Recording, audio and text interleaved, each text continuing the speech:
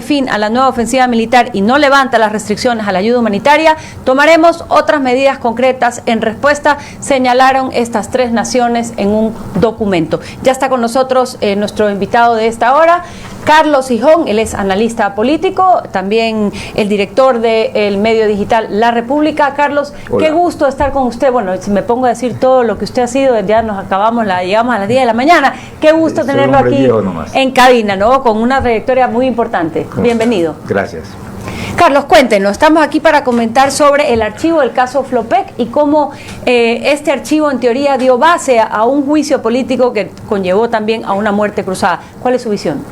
Bueno, desde que el presidente Lasso asumió el poder, el presidente Lasso había hecho una alianza con el Partido Social Cristiano y con el correísmo para ir a... para lo que luego hizo el presidente Noboa, para obtener una mayoría parlamentaria. En medio de este camino hubo un clamor ciudadano de cómo era posible que el candidato que se había elegido para luchar contra el correísmo, para oponerse contra el correísmo, iba a aliarse en la asamblea. Lo mismo que luego hizo el presidente Noboa sin que haya ningún problema. Y entonces el presidente Lasso en ese camino dio vuelta atrás. Dejó afuera a los socialcristianos y al correísmo y salió con Pachacutic y eligieron el presidente de la asamblea a una militante de Pachacutic. Eso ocasionó pues, una conmoción dentro del Partido Social Cristiano principalmente y del correísmo, que juraron, o sea, que decidieron derrocar a Lasso desde el comienzo. Desde el comienzo ambos partidos se juntaron para hacer imposible la gobernabilidad en el gobierno de Lasso. Y muy pronto, yo me acuerdo que en un momento la comisión, y Pachacutic nunca ha sido un aliado confiable, y esto tiene que ver el presidente Noboa. Pachacutic es un bloque que de pronto se divide, unos votan con el gobierno, la mitad del bloque vota en contra, y en cada votación Pachacutic negocia. En cada votación los asambleístas de Pachacutic dicen, bueno, pero pasa esto de aquí, y entonces no es que tiene una mayoría firme, sino que es una mayoría que va tambaleando, ¿no? Como pasó ahora en la elección de Olsen. En la elección de Olsen, la primera votación sacaron 80 votos, en la segunda sacaron 79, y en la tercera perdieron la mayoría. El gobierno perdió la mayoría a pocas horas de haberse iniciado la asamblea, después de haber tenido un acuerdo. En todo caso, volviendo al pasado, el correísmo y el Partido Social Cristiano se unieron con el objetivo de sacar a Lasso del poder. Yo recuerdo que muy pronto,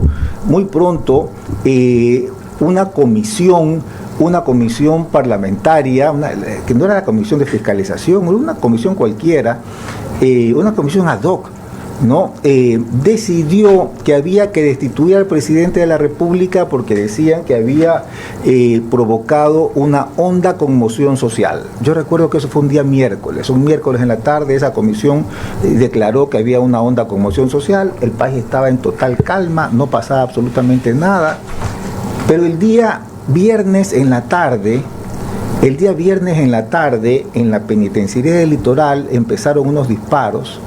Esos disparos empezaron a agravarse al correr de las horas. En la noche había una matanza brutal protagonizada por los choneros que estaban asesinando no a los tiguerones, sino a un pabellón de presos que estaban ahí, habían llegado para ser trasladados a otro lado. No eran delincuentes de grupos organizados. Empezaron a transmitir en Facebook la matanza, las decapitaciones, cómo descuartizaban los cadáveres. Fue una transmisión espantosa, fue una cosa horrible. Que sí, un hecho sin precedentes. Un hecho sin precedentes. Y al día siguiente había una honda conmoción social. La comisión se había anticipado a lo que iba a ocurrir. Al día siguiente había una honda conmoción social. Y el día lunes los centros de trolls decían que esto era culpa del presidente Lasso, que el presidente Lasso había provocado una honda conmoción social y que había que destituirlo. Me parece que fueron 3 intentos de destitución, que el Congreso, que la Asamblea se reunió para votar la destitución del presidente Lasso. Por conmoción interna. Uno de esos también fue el del paro indígena. Otro fue el del paro indígena. En medio paro indígena, en medio país convulsionado, la Asamblea se reunió para votar la destitución del presidente de la República. Pero en ese entonces, que fue el primer intento, Carlos... Este fue el segundo que estamos hablando ya. No, pues el segundo fue ya el de juicio político. El primero fue el de la penitenciaría. ¿Sobre? El primero fue el de la penitenciaría, cuando la comisión dijo, días antes de que ocurra, que había una profunda conmoción social. Claro, pero a ver, ese fue lírico. Vale. Pero acto per se, en donde votó el Congreso, y ahí no se unió el Partido Social Cristiano. Exactamente, ahí no se unió. Le faltaron los votos, Así eso es. Fue en julio del 2022. Así es. Y luego viene el juicio político del 2023. Pero ahí yo quiero... Pero déjame terminar, déjame continuar. Claro. Aquí hay un punto muy interesante, porque en el centro de esta alianza del correísmo con el Partido Social Cristiano para derrocar al gobierno del presidente Lasso, lo cual digamos que es un hecho político común en la política del Ecuador. Normalmente han ocurrido estas cosas. Hay un punto que me parece que lo hace diferente. Resulta que el señor Ronnie Aliaga, que era el principal, el que dirigía prácticamente el bloque del correísmo, y el señor Pablo Muentes, del Partido Social Cristiano, que era el principal director de la embestida para la destitución del presidente Lasso, resulta que habían estado vinculados al señor Leandro Norero, un narcotraficante muy importante, que se supone está muerto. Digo se supone porque ya ha muerto en otras ocasiones, resulta que no ha muerto. Y resulta que hay una alianza. Hay una alianza, lo cual está judicializado, está las pruebas, ¿no? Están las pruebas de que el señor Muentes tenía contactos con el señor Leandro Norero, de que Norero decía lo que al día siguiente iba a hacer Ronnie Aliaga, a quien le decían el ruso. Norero decía, el ruso mañana debe ir a presentar una denuncia ante la Corte Constitucional. Y al día siguiente el señor Ronnie Aliaga iba a la Corte Constitucional y presentaba la denuncia que Leandro Norero había chateado el día anterior. Bueno, todo esto está en proceso de investigación, conocemos, pero aquí hay una concertación en la que se vincula un medio de comunicación, La Posta. La Posta empieza a hacer unas denuncias de corrupción dentro del gobierno de Lasso, y resulta después que el señor Anderson Boscan también chateaba con Leandro Norero, también había chateado con Leandro Norero. Y entonces La Posta hace una denuncia brutal de corrupción contra el gobierno de Lasso, hace un esquema, lo vinculan con la mafia albanesa, y el que dirigía la mafia albanesa era el señor Lasso, y el segundo era el señor Danilo Carrera, y arman un escándalo muy grande. El Congreso, presidido por los, en ese momento que habían tomado el control ellos, los correístas y los socialcristianos, lo llaman al señor Boscan como testigo, el país se conmociona, las redes sociales, los troles, y se provoca un caos muy grande que desemboca en el juicio político contra Lasso. La Corte Constitucional, que tiene que calificar si hay motivos o no para enjuiciarlo, admite, de los varios delitos que supuestamente había cometido Lasso, admite uno, el del caso Flopec, en el que se decía que funcionarios del gobierno Lasso y el propio presidente de la República habían actuado en perjuicio de Flopec, que Flopec había perdido mucho dinero y que se habían beneficiado ciertos contactos. Resulta que ese año Flopec había tenido utilidades, que no había tenido pérdidas, que ciertamente en el gobierno anterior habían habido actos de corrupción en el cual estaba implicado uno de las asambleístas denunciantes. Y la Corte Constitucional desecha la mayoría de los casos que eran absurdos y admite uno que también era absurdo, pero que la Corte dice que hay un mínimo de credibilidad. Un mínimo de credibilidad. O sea que quizás, verosimilitud, que quizás sea posible que haya allí algo. Y la Corte, que yo creo que ha jugado un papel político importante, yo no creo que la Corte Constitucional actualmente sea la mejor corte, como se dice que es, me parece que es una corte muy política, muy política. Por tanto es una mala corte. Hay que decir las cosas como son, porque yo ahí iba a una pregunta contigo, Carlos. Y entonces la Corte da paso a un juicio político que ya sabíamos que tenía una mayoría dispuesta a destituir al presidente de la República. Los hechos finalmente han demostrado que no había delito, O sea, no es que el presidente Lasso era inocente del delito que se había cometido. No había delito en el caso Flopec. Eso es lo que ha dicho la sentencia. La sentencia no es que ha dicho que se ha archivado el caso porque ha habido un delito, pero no se sabe quién lo ha cometido. No, ni siquiera hay delito. Pero eso se supo siempre, Carlos. Te voy a hacer una sola pregunta, voy a participar con solamente esta pregunta en este diálogo. Eso se supo siempre. Y es bueno ahora que ha pasado esto, en que no solamente ha quedado limpia la imagen del expresidente Lasso en este tema y ha quedado en evidencia la barbarie de ese juicio político. También es importante, María Sol y Oscar, dejar en claro algo. Nosotros, por defender de manera objetiva la verdad, porque no es que lo decimos ahora, lo dijimos desde ese momento en que no había razón para ese juicio político, mucho menos por el tema de Flopec. Nos decían Lassi, hoy ya nos olvidamos que nos decían Lassi, los trolls. Y ahora nos dicen novoístas porque defendemos objetivamente lo que nosotros consideramos a nuestro criterio que es la verdad. Podemos estar equivocados o no, pero es nuestra verdad y la fundamentamos. No nos duele que los harta demencia nos digan eso, no nos duele. ¿Sabe lo que nos duele, María Sola? A mí sí me duele al menos.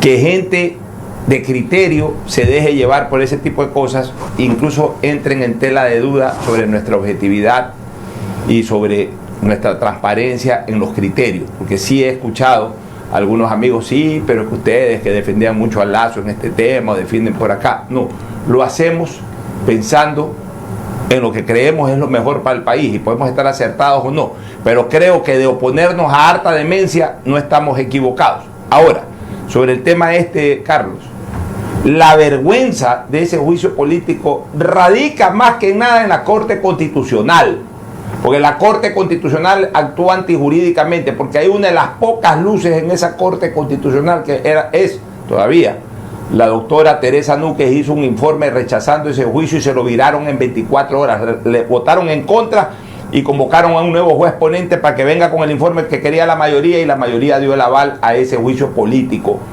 Pero también hay que ir un poco al origen, porque aquí somos campeones para endiosar gente.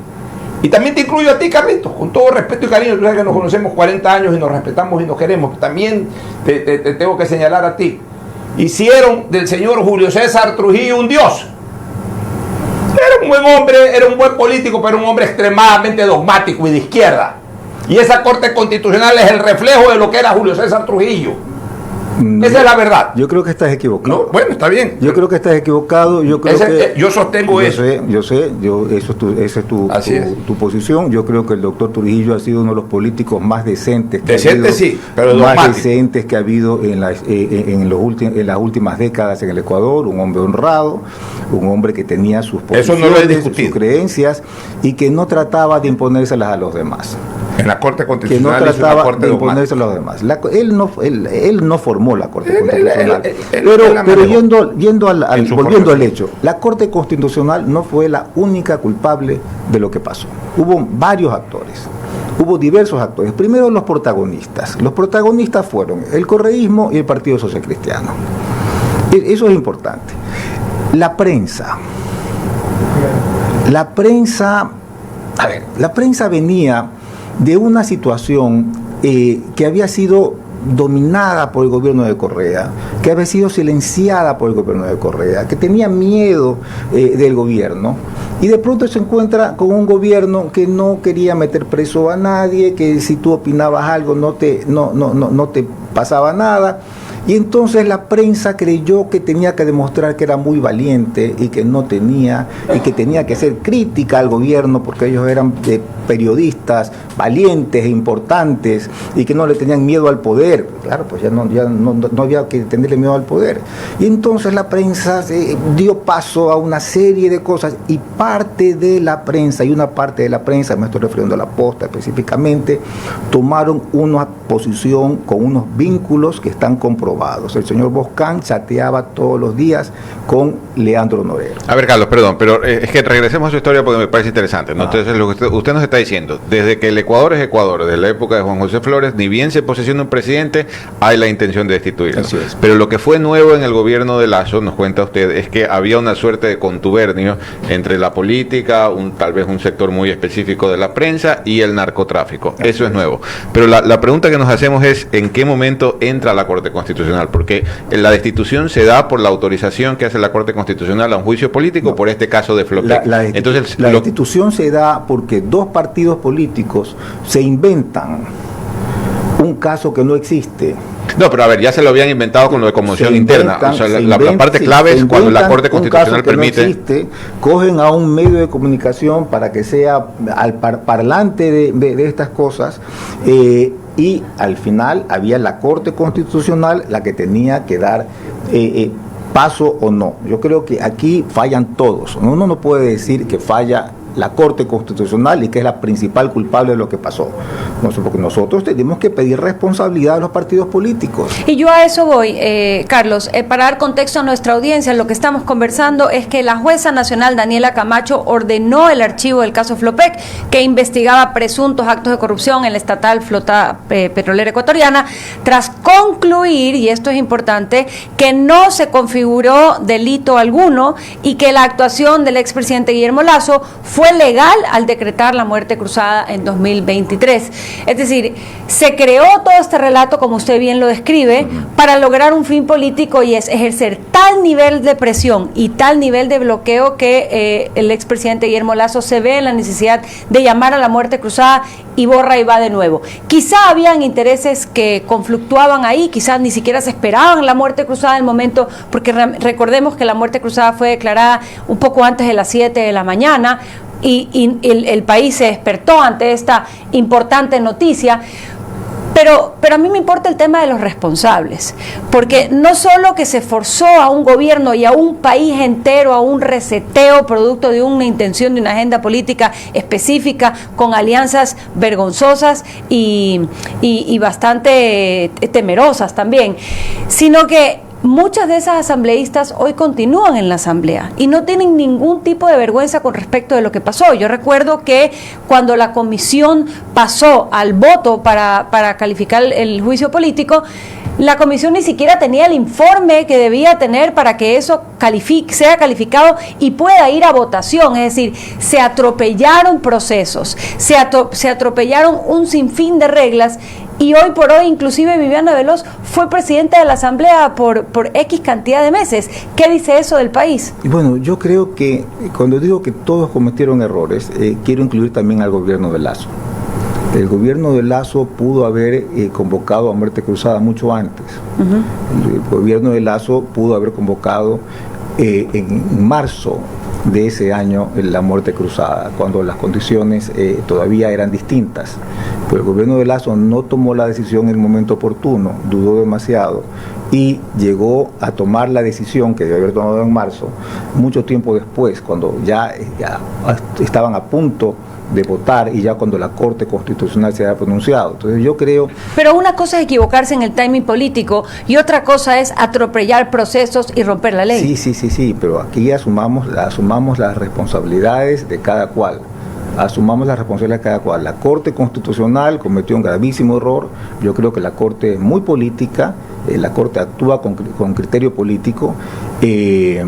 No es la gran Corte que pensamos en algún momento que iba a ser o que fue quizás en sus inicios.